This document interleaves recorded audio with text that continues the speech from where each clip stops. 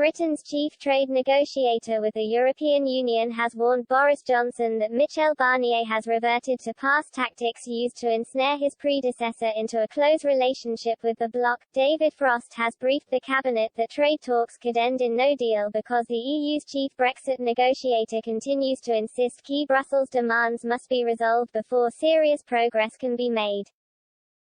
He told ministers the Frenchman is losing the argument but has little room for maneuver because of his reluctance to ask European capitals to change his negotiating mandate. In the withdrawal talks, Mr. Barnier convinced former Prime Minister Theresa May that progress could only be made on an agreement after she had accepted the controversial Irish border backstop and multi-billion-pound Brexit divorce bill must be included in the final deal.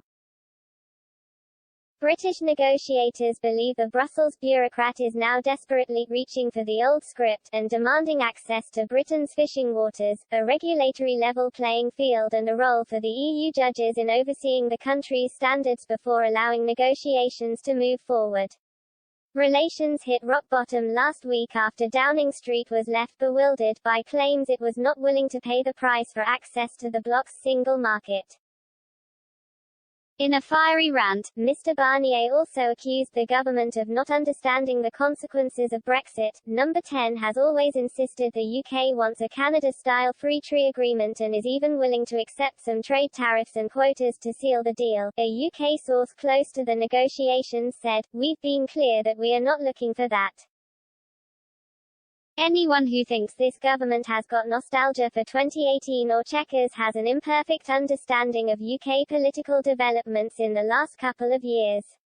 The only explanation is that their arguments on the merits are not working, and they're reaching for some of the old script but it doesn't fit the actual situation that we're now trying to negotiate."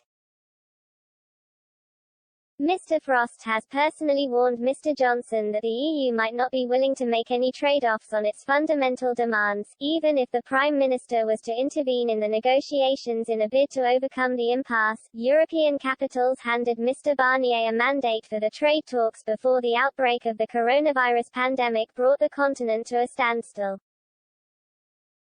EU leaders have ruled out making changes as their attention is now consumed by recovering from the economic fallout of their lockdowns.